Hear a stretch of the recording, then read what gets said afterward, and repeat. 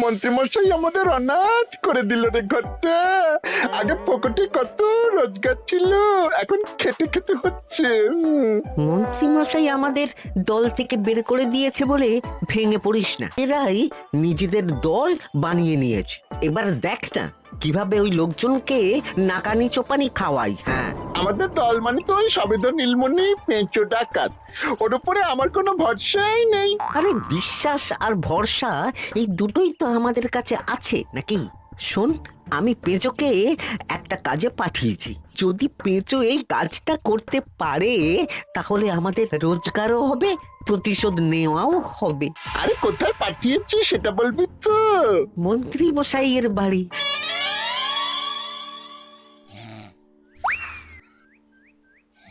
এই তো সুযোগ, একদম পরিষ্কার হাতটা দেখা যাচ্ছে। এবার আমার শিল্পী হাতের কাজটা দেখাই।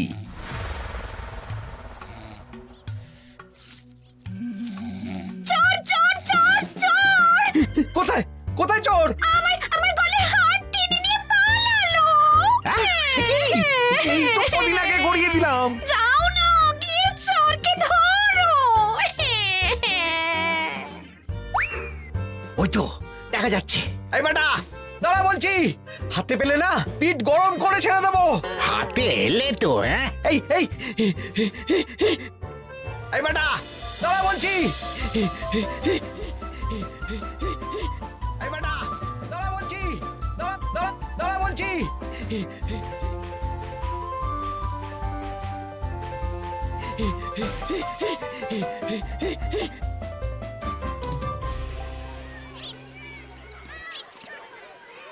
দুপুরে একটু খেয়ে ঘুমোবো তার জন্যই। দাদু খেলতে চলো খেলতে চলো। কি দাদু, প্রস্তুত তো? হ্যাঁ হ্যাঁ, প্রস্তুত প্রস্তুত।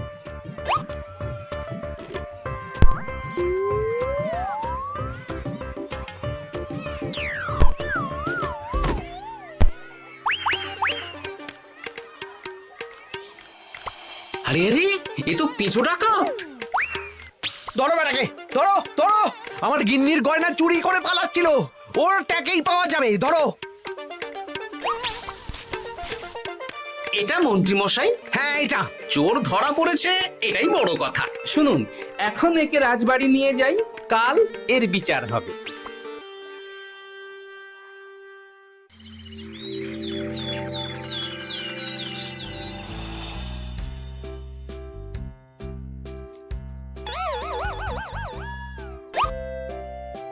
এতদিন গোপাল বুদ্ধি দিয়ে বাজিমাত করত, এবারে তো সাহসিকতার মাধ্যমে ভয়কে জয় করে পেঁচো ডাকাতকে ধরেছে। মানছি যে গোপাল আমার গিন্নির হার ফিরিয়ে দিয়েছে। বল মেরে ডাকাত চোর আমিও ধরতে পারি, এটা এমন কোনো সাহসের কাজই না।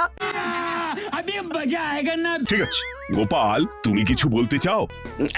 হ্যাঁ, বলতে চাই মহারাজ, আমি এই কৃতিত্বের ভাগীদার একা হতে চাই না। কারণ ন্যাপলা বলটা করেছিল বলেই আমি চালিয়ে খেলেছিলাম, আর ওই বল সোজা গিয়ে পড়ে পেঁচোর মাথায়। আর পেঁচু ডাকাত অক্কা যায়। এই তো সাহসিকতা, তুমি তো ওখান থেকে ভয়ে পালিয়ে যাওনি। আমি আবার বলছি, তোমার মতো সাহসী লোক যতদিন কৃষ্ণনগরে আছে ততদিন আমি নিশ্চিন্ত।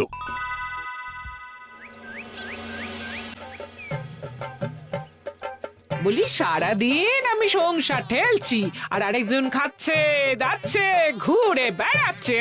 গিন্নি, তুমি কি আমার কথা বলছো? আমি আর কার কথা বলতে পারি শুনি? না, আমি ছাড়া তোমার আর কেউ নেই, তুমি ছাড়া আমারও আর কেউ নেই। এই নাও সখী, শুধু তোমার জন্য। কি সুন্দর ফুলের তোড়া, এটা আমার জন্য এনেছো? হ্যাঁ গো, তুমি কি আমার উপর রাগ করে আছো গিন্নি? তাহলে বলো, অন্য কাউকে দেব? এই এই এই, আমি ছাড়া আর কাকে তুমি ফুলের তোড়া দেবে শুনি? না, ভাবলাম তুমি হয়তো রাগ করে আছো। না না না না, ও কিছু না। এই তো বাইরে গরম না, এই তুমি বসো বসো, আমি শরবত করে দিচ্ছি।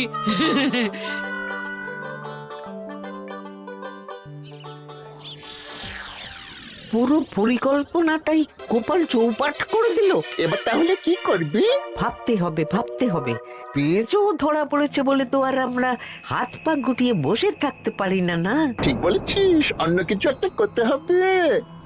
গোপাল গোপাল গোপাল, এই গোপাল আমার কপালটা পুড়িয়ে দিল। সবার সামনে মহারাজ গোপালকে পুরস্কার দিচ্ছে। উফ, তোমার মনে এখনো অস্বস্তিটা কিসের?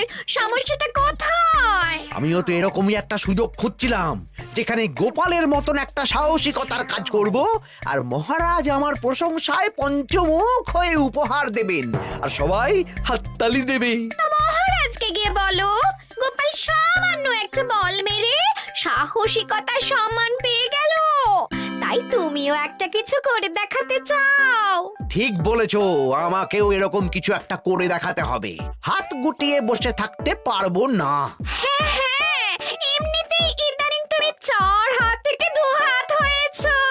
কি বলতে চাইছো কি তুমি? আসলে এতদিন তোমার আরো 2 হাত বটা আর ঘটা তোমার সাথে তালে তাল মিলিয়ে কাজ করতো, এখন তো ওরাও নেই। নেই না, ওই আপদ দুটোকে বিদেয় করে দিয়েছি। হ্যাঁ, দিন দিন লোভ বাড়ছিল, জীব লম্বা হয়ে যাচ্ছিল। বেশ, তাহলে কালকে মহারাজকে বললো তোমার মনের কথা। কালকেই বলবো।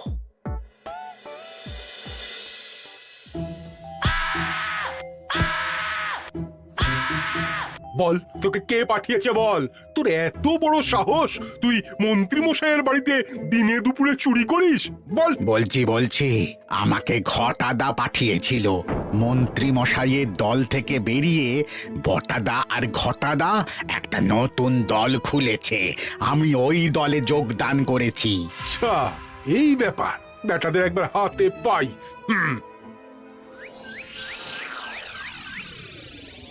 বটা বটা আমাদের খুব সাবধানে থাকতে হবে কিন্তু। কেন রে, কি হলো? কানাঘুষো আর ওই গোপন সূত্রে খবর পেলাম, মার খেয়ে পেঁচো আমাদের নাম বলে দিয়েছে। বলিস কি? হ্যাঁ রে, কি আর বলবো বল, কাউকেই আর ভরসা করা যাবে না। বেটা ধরাও পড়ে গেল, আবার মার খেয়ে আমাদের নামও বলে দিল। এবার তো মনে হচ্ছে ভূতের মতো লুকিয়ে থাকতে হবে। যা বলেছিস ভাই, তাছাড়া আর উপায় নেই।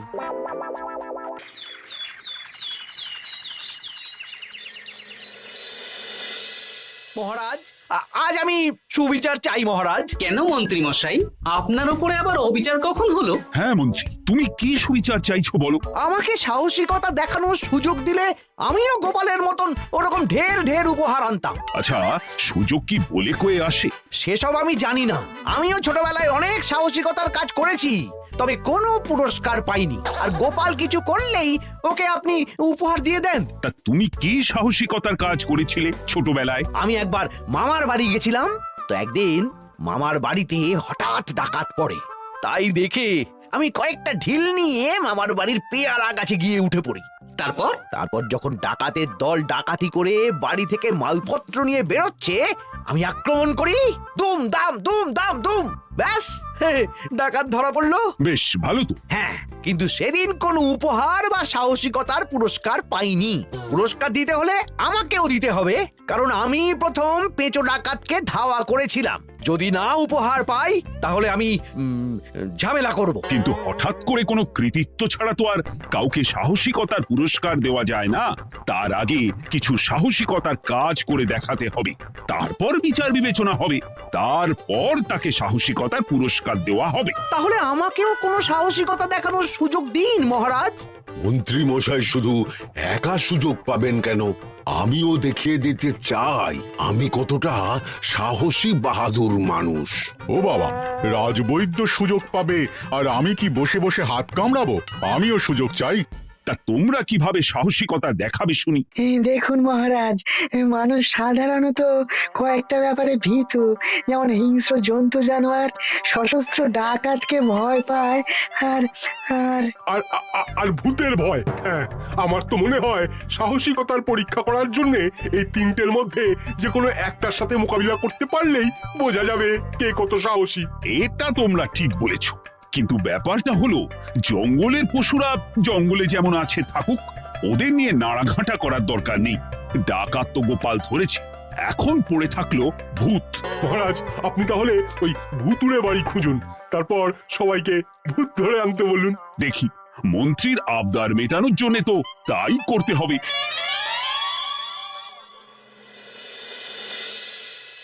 আজকে এটা কি রান্না করেছো বলো তো? ছোলা আর আলু দিয়ে তরকারি। ঝটপট খাবারটা খেয়ে নাও তো দেখি। হ্যাঁ, আচ্ছা, ছোলা আলুর তরকারি দিয়ে শুকনো রুটি খাওয়া যায়? হ্যাঁ, আহ বেশি বায়না না করে যা রান্না হয়েছে তা খাও তো বাপু। খেয়ে গায়ের শক্তি বাড়াও, কদিন পরে তো ভূতের সাথে লড়াই করতে হতে পারে। হ্যাঁ, ধুর ভূত, হ্যাঁ, ওসব ভূত প্রেতে আমি ভয় পাই না, বুঝলে?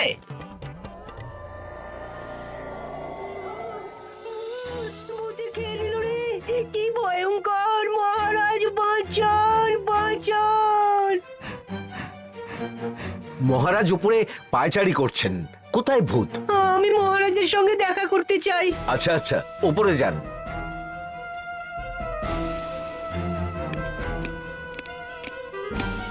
কি হয়েছে সভাকবি?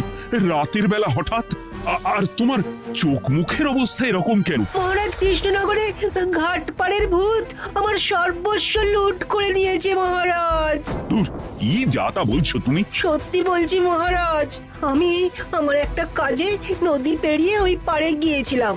একটু আগে এই পাড়ে এসে নৌকো থেকে নেমে ঘাটের সামনে থেকে একটা গরুর গাড়িতে উঠি। তারপর কিছু দূর আসতেই একটা পোড়ো বাড়ির সামনে গাড়োয়ান গাড়ি থামিয়ে বলে আর যাবে না। আর কারণ জিজ্ঞেস করতেই গাড়োয়ান আমার দিকে মুখ ফেরায়। রে বাপ রে বাপ, কি কঙ্কাল সার হাড় হিম করা মুখ! আমি তো অজ্ঞানী হয়ে যাই। কিছুক্ষণ পর জ্ঞান ফিরলে দেখি আমি রাস্তায় পড়ে আছি, আর আমার সাথে থাকা থলেটাও নেই। তাহলে বলতে চাইছো তোমার থলে ভূতে চুরি করেছে? সেসব আমি জানি না মহারাজ, কিন্তু আমি আমার থলে ফেরত চাই, আর ওই ভূতের শাস্তিও চাই। দিন না। এই সেরেছে, আজ সকালেই রাজসভায় ভূত নিয়ে আলোচনা হলো আর রাতেই ভূত দেখা দিল। এবার ভূতকে আবার কে ধরবে? মহারাজ, আমার থলেতে অনেক দামি জিনিসপত্র ছিল। ঠিক আছে সভাকবি, তুমি এখন বাড়ি যাও, আমি দেখছি কি করা যায়। এই সুযোগে মন্ত্রী, জ্যোতিষী, পণ্ডিতদের সবার একবার করে সাহসিকতার পরীক্ষা নিয়ে নেব।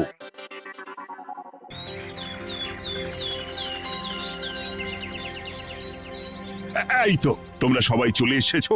মহারাজ, আমার মনে হচ্ছে আপনি কোনো কথা বলার জন্য উদ্গ্রীব হয়ে আছেন।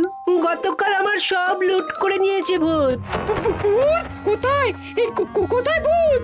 সভাকবি, কোথায় ভূত? মন্ত্রীমশাই, বাড়িতে গিয়ে আয়নার সামনে নিজের মুখটা দেখুন, দেখতে পাবেন। গোপাল, খুব খারাপ হয়ে যাচ্ছে কিন্তু। ওসব খারাপ ভালো পরে হবে। আর মন্ত্রী, বৈদ্য, জ্যোতিষী, তোমরা কালকে বলছিলে না তোমরাও সাহসিকতা দেখানোর সুযোগ চাও? তাই ভূত ধরে দেখাতে পারলেই তোমাদের আমি পুরস্কৃত করব। কিন্তু মহারাজ, ভূত কোথায় পাওয়া যাবে? গতকাল রাতে ঘাট পাড়ি এক গাড়োয়ানের গরুর গাড়িতে চাপতেই তোমরা ভূত দেখতে পাবে। প্রথমে মন্ত্রী, বৈদ্য, জ্যোতিষী, তোমরা চেষ্টা করে দেখো। যদি ভূত ধরতে না পারো তখন গোপাল যাবে, আর যে বা যারা ভূত ধরে আনতে পারবে তাকে বা তাদেরকেই আমি পুরস্কার দেব। আমার কারো সাহায্য লাগবে না মহারাজ, কিন্তু আপনি এত করে যখন বলছেন, না হয় বৈদ্য আর জ্যোতিষীকে নিয়েই যাব। দেখবেন আমরাই ভূত ধরে আনবো। আমরা বীর, আমরা সাহসী। ওসব ভূত ধরা গোপালের কম্য নয়। কি মনে হচ্ছে মন্ত্রী মশাই, আমরা আমরা ওই ভূতের দেখা পাবো? আমার কিন্তু হালকা হালকা ভয় করছে, যদি কিছু সর্বনাশ হয়ে যায়। আরে এসব ভূত প্রেত কিচ্ছু নেই। এত ভয় পেলে চলবে না রাজবৈদ্য মশাই। ভূত ধরতে পারলেই পুরস্কার, শুধু ভগবানের নাম গান করুন।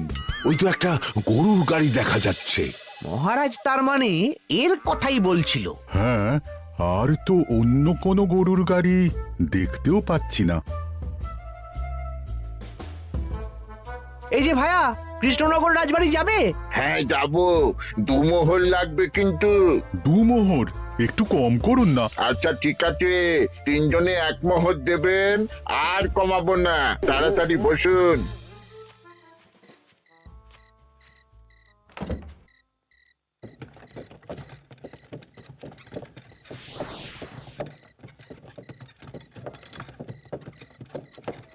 দূর দূর দূর, এতক্ষণ কোনো ভূতই নেই।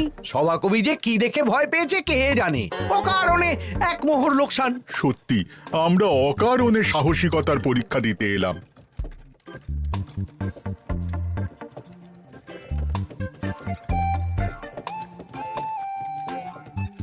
কি এই এটা কোন রাস্তায় ঢোকাচ্ছ? আরে রাজবাড়ি তো এইদিকে না। এটাই তাড়াতাড়ি যাওয়ার রাস্তা।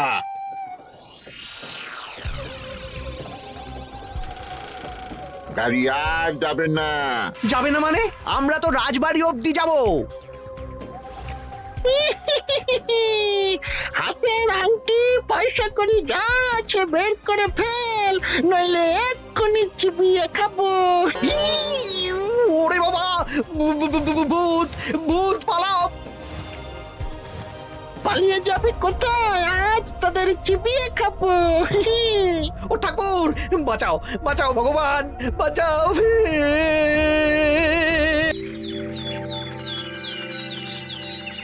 মহারাজ মহারাজ আমাদের লুট করে নিল। ভূত আমাদের সর্বনাশ করে দিল। বাঁচান। তার মানে তোমরা তিনজন মিলেও ভূত ধরতে পারোনি? ছি ছি ছি ছি ছি। এই তোমাদের সাহস! আমরা কি করে জানবো মহারাজ যে আসল ভূত আছে? গোপাল, ব্যাপারটা কিন্তু খুবই সমস্যার। এরকম পর পর রাতে দুটো ভুতুড়ে ঘটনা হলো। তুমি দেখো না যদি কিছু করতে পারো। আচ্ছা মহারাজ, দেখছি।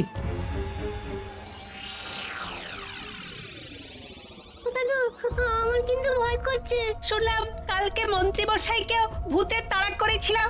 আমার মনে হচ্ছে কিছু একটা রহস্য আছে। সে যাই রহস্য হোক, আজ আমরা এর শেষ দেখে ছাড়বো। হ্যাঁ, তারপর আমাদের যদি ভূতে ধরে? তোরা কোনো চিন্তা করিস না, সব ওষুধ আমি এই থলে করে নিয়ে এসেছি। হয়তো ঘাটের কাছে একটা গরুর গাড়ি দেখা যাচ্ছে। ভাই, দক্ষিণ পাড়া যাবেন? হ্যাঁ যাবো, 2 মোহর লাগবে। বেশ, চলো চলো। এত রাতে তো গরুর গাড়ি রাস্তাঘাটে চলে না, তাই বাধ্য হয়ে ঘাটের এদিকে এলাম।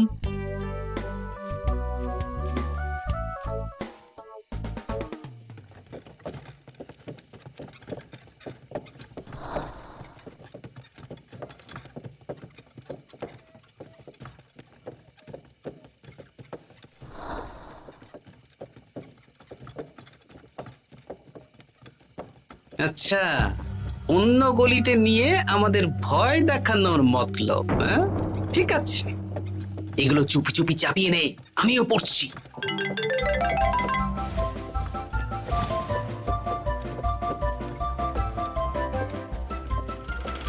আর গাড়ি যাবে না। সাথে যা আছে সব দে, নইলে চিবিয়ে খাবো। তুই কে রে? তোকে সব দেব? ভূত বাঁচাও বাঁচাও। তুই কি ভেবেছিস? তুই নকল ভূত সেজে লোকেদের ভয় দেখাবি আর আমরা চুপচাপ বসে থাকবো? তোর পাপের ঘোড়া পূর্ণ হয়েছে। আজ কেউ তোকে বাঁচাতে পারবে না। এবার মজা সামলা। চলে গেল রে, চলে গেল রে, সাড়ে সব চলে গেল। কি চুল করছে বাচ্চা? তুই আয়। চলে গেল রে, চলে গেল রে, সাড়ে সব চলে গেল। এই ঘটাকে ডাকছিস মানে? তুই মানুষ বটা। ওরে বাবা রে, বাঁচা। তোদের ধরে নিয়ে যাব, কাল সকালে বিচার হবে।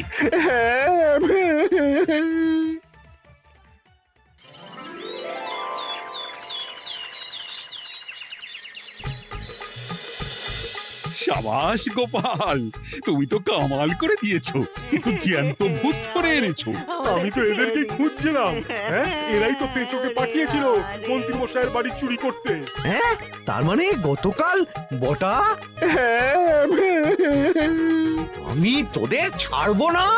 সত্যি গোপাল, এবারেও তুমি বাজিমাত করে দিলে। আচ্ছা, তুমি একটু ভয় না পেয়ে এদের ধরলে কি করে? যখনই শুনলাম ভূত জিনিসপত্র সোনাদানা লুট করছে, তখনই বুঝতে পারলাম এটা ভূত না, মানুষ। তাই কাঁটা দিয়ে কাঁটা তোলার জন্য আমি আর আমার নাতি নাতনিরা ভূত সেজেই মানুষরূপী ভূতকে জব্দ করলাম। সত্যি গোপাল, তুমি সাহসী বীর পুরুষ। তোমার সাহসের কাছে বাকিরা তো নস্যি।